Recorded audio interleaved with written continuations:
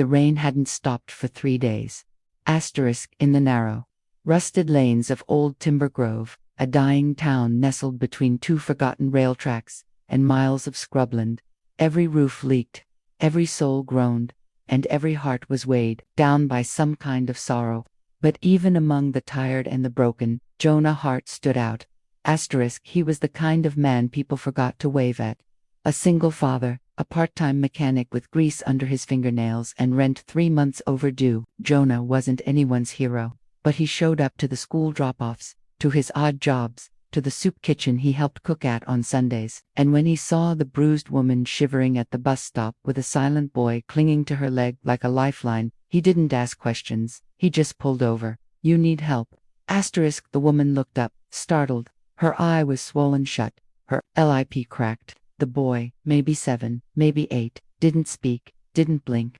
He stared into the wet gravel, like he wanted to disappear into it. Double quotes, "We, .. We just need a place for the night," she whispered. Jonah had 3 cans of soup at home, 1 mattress, and a leak in the ceiling that let the stars in when it wasn't raining. But he had a soft spot for people who looked like they'd lost more than they could carry. Especially kids. "You can come with me," he said. "It's not much, but it's dry." She hesitated. "We don't have money." "I didn't ask for any." She introduced herself as Mira on the drive back. Didn't say much. Just that her husband's family had turned on her the moment she stopped smiling. That when she told him she was leaving, he laughed right up until the moment she did. She and her son had been sleeping in bus stations ever since. The boy's name was Eli, but he still didn't say a word. Jonah gave them his mattress and made a bed for himself on the floor beside the radiator. That night, as thunder rolled through the town and the walls groaned with age, he stared at the ceiling and wondered what made a child forget how to speak. By week's end, Myra was still there. She offered to clean, cook. She sewed Jonah's ripped work shirts with quiet, precise hands. Eli stayed close to her, always, still silent.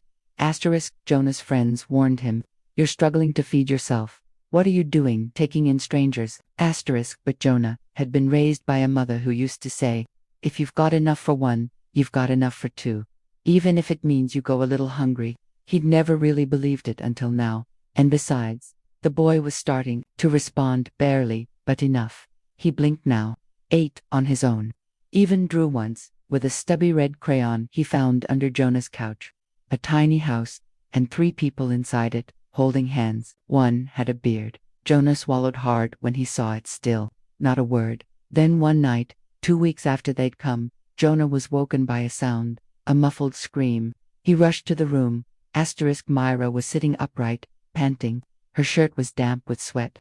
Eli was crying, no longer silent, crying and whispering the same word over and over into her chest. Run, run, run.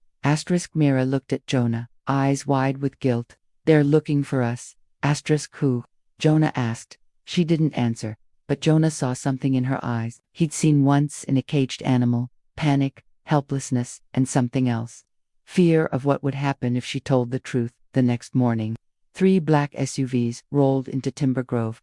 No plates, no smiles, and Myra was gone. So was Eli, but they'd left behind a letter, and something that would change Jonah's life forever. The letter was handwritten, a shaky scrawl in blue ink, barely legible, pressed into a wrinkled sheet of notebook paper. "Greater than Jonah, I'm sorry. I didn't want to leave like this. You don't know how much you've done for us. I don't have the words to explain it. No one has ever treated us like we mattered before, not even once. But if they find us, they'll take Eli, and if they take him, I may never see him again. Please don't come looking for us. It's safer this way. If anything happens, if I don't come back, there's a number in the red envelope. Call it. Thank you for everything." Mira, beneath the letter, sat the red envelope, sealed tightly.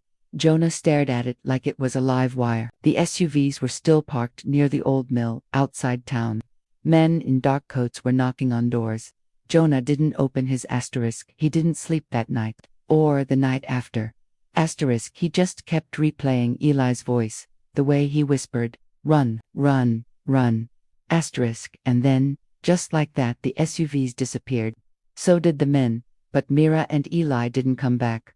Asterisk, Jonah kept working, fixing engines, welding cracks into old tractor parts, hauling junk for whatever cash he could scrape. But everything had changed. His house was still small and falling apart, but now it felt emptier, not from the space, but the silence. Asterisk, one night, 2 weeks after Myra vanished, Jonah opened the red envelope. Asterisk, inside was a single white card. No name, just a phone number and a code beneath it. EMR 714B. Asterisk, he called. The man on the other end didn't say hello. Where did you get this number? Asterisk, Jonah hesitated. Myra left it. Said to call if something happened. Silence. ... Is Eli safe? Jonah asked. Asterisk, another pause. Then, who are you to them? Asterisk, no one. Just a mechanic. I gave them a place to stay when they had nowhere else. Asterisk, a long exhale. Then, you'd better sit down. The next hour unfolded like a dream Jonah couldn't wake from. Asterisk. Myra wasn't just some battered woman escaping a cruel husband. She was the estranged daughter-in-law of Benedict Langford, a ruthless billionaire industrialist, known more for lawsuits and land grabs than any public compassion. Asterisk. Langford's son, Myra's husband, had died in a private plane crash the year prior. When Myra refused to sign custody of Eli over to the Langford estate, she was locked out of every account, thrown out of their mansion, and blacklisted from any legal representation. Eli, as it turned out, was the sole legal heir to the Langford fortune, all $3.7 billion of it. Asterisk, why didn't she go public? Jonah asked. Asterisk, because she didn't trust anyone, and with good reason. We don't even know if the crash that killed her husband was an accident. Jonah's hands were trembling. Where is she now? Asterisk, we don't know.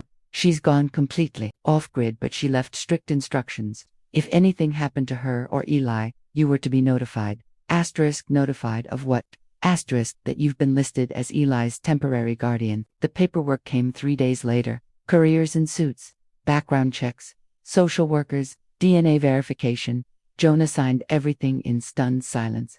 They tried to move him and Eli to the city, to the Langford estate, but Jonah refused, so they wired funds, cleared his debts, repaired his house in under a week, put private security on every corner of Timber Grove, discreet but efficient. Asterisk, then one rainy morning, Jonah opened his door and found a child staring up at him. Eli, soaked, silent, but holding the same red crayon.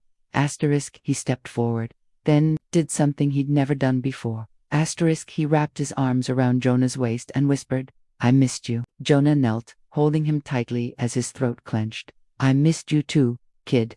Asterisk, and just like that, the silence was broken. But the storm was far from over, because someone still wanted Eli gone. Asterisk, and Myra hadn't been heard from in weeks. Jonah wasn't built for this. Asterisk, he was a man who fixed things with his hands, spark plugs, broken gutters, dented dreams, but now, he was filling out legal forms, meeting with lawyers in polished suits, and trying to understand the kind of wealth that had zeros he couldn't even count. Asterisk, and at the center of it all was Eli, a boy who still wouldn't speak to anyone but Jonah, not the therapists, not the tutors they sent from the city, just Jonah. You want grilled cheese again? Jonah asked one evening as the wind howled outside. Asterisk, Eli gave a tiny nod, the corners of his mouth twitching into the start of a smile. Asterisk, Jonah knew that smile was everything. Asterisk, the money changed the town more than it changed Jonah. Suddenly, Timber Grove had paved roads, the school got new computers, the local clinic reopened. People started waving to Jonah again. Some even offered friendship, apologies, business proposals. But Jonah didn't trust it. He'd seen how fast kindness could turn into greed. Asterisk, he also knew someone was watching them. Asterisk, it started with strange calls at night, static on the other end. Then Jonah noticed a black SUV parked across the street for hours at a time. The license plate changed, but the driver didn't. Asterisk, tall man, always in a black cap. One afternoon, Jonah walked over. The SUV pulled away before he even reached the curb. That night, he didn't sleep. Asterisk, 3 weeks after Eli returned, Jonah found the first letter slipped under his door. Asterisk, no envelope, no name, just 4 words, typed in bold. Asterisk, he is not yours. Asterisk, Jonah crumpled the paper and tossed it, but not before locking every window in the house. Then came the second note, and the third. each one colder than the last. You have no right. Asterisk, returned the boy. Asterisk, this ends with you alone. Asterisk, Jonah installed cameras. Security swept the property. But the notes kept coming, always left in places the cameras couldn't catch.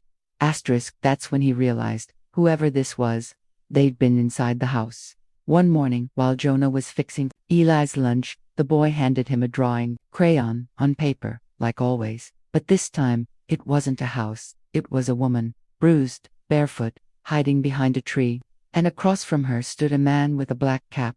Jonah felt his blood run cold. Eli, he said gently, is this real? Did you see this?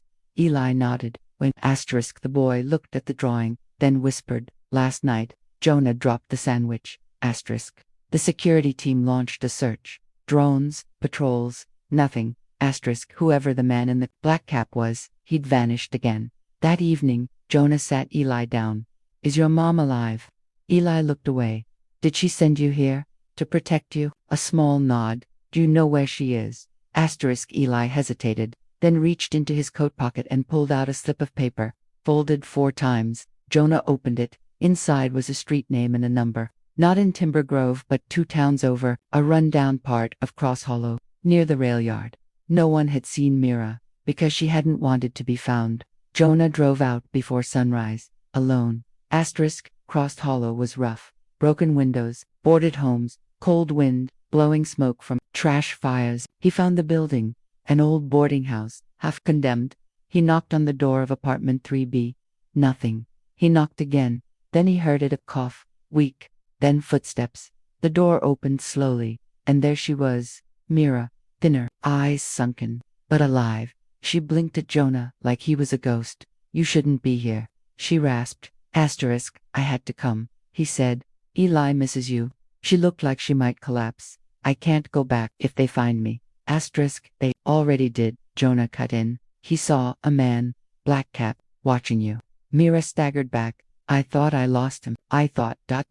they wouldn't care anymore. Asterisk, Jonah stepped forward. They care, too much. He handed her the paper Eli had drawn. Mira stared at it. Tears welled up in her eyes. Asterisk, I just wanted him to have a chance, she whispered. You gave him that. You gave me that. Jonah reached out, took her hand. You don't have to run anymore. Come home. She looked up at him, broken, tired, trembling. Then she nodded. Asterisk, but just as they turned to leave, there was a sound at the stairwell, a creak, a footstep, asterisk, and the unmistakable click of a gun. The sound of the gun cocking cut through the silence like a blade. Asterisk.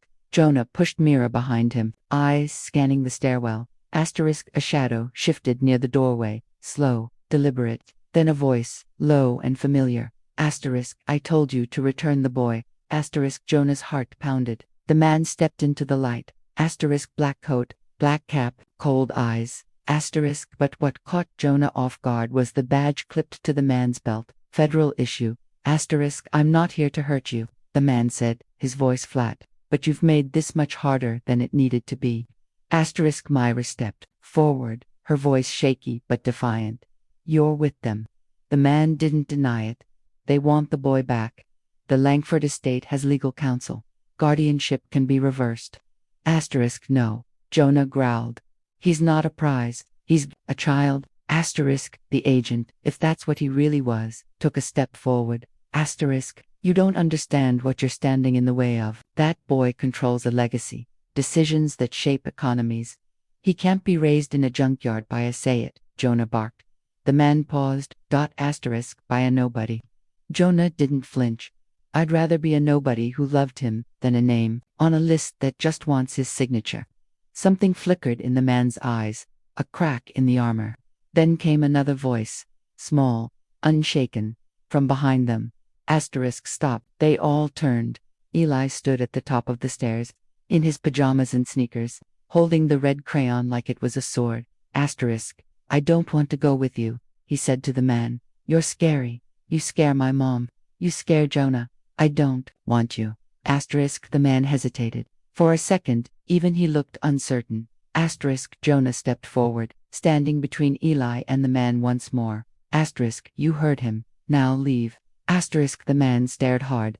Then, without a word, turned and walked out into the morning light. The next few weeks were a whirlwind. The Langford estate tried, lawyers sent letters, a custody case was filed, but what they hadn't expected was Mira's testimony, nor the storm of public support that followed. Because Jonah told the truth. He didn't hide his past. He told the court how he found Mira and Eli in the rain, broken and bleeding, how they healed under his roof, how love, not money, built their family. The media ran with it. Single dad refuses billionaire offer to raise boy as his own. Public sentiment flipped. The Langford board withdrew the case. No one wanted to fight a mechanic who gave everything and asked for nothing. Then came the day Jonah least expected. A man in a Navy suit arrived, this time with no threats, no cold stare, just a single envelope. This is from Benedict Langford, the grandfather. Jonah opened it. Inside was a letter. Greater than, Mr. Beck, you've shown me something I forgot existed, integrity. I fought to claim Eli because I thought it was my duty. But I see now he's exactly where he belongs. I have no right to call myself his guardian, but I can honor his future. Enclosed is a trust fund, untouchable until Eli's 25th birthday. It includes a small amount for you, not charity, not payment. Gratitude. Thank you for being the man I never was. Benedict Langford. Jonah nearly dropped the papers when he saw the amount. $5 million, half of it placed in name, half in Jonah's. But he didn't leave Timber Grove. Instead, he rebuilt the town. The garage became a full-service auto center. The clinic expanded. He opened a scholarship fund for foster kids. And every night, he made grilled cheese and tomato soup. Because some things, money couldn't improve. One afternoon, as the sun dipped low over the hills, Myra stood beside Jonah, watching Eli race across the yard with his sketchbook. You changed his whole life, she whispered. Jonah shook his head. Nah, he changed mine. She smiled. What do we do now? He took a deep breath, hand brushing hers. Now we live together, the way we were always meant to. And in that golden silence, with the wind blowing soft through the trees, Jonah finally understood. You don't have to be rich to change someone's life. You just have to show up when it matters.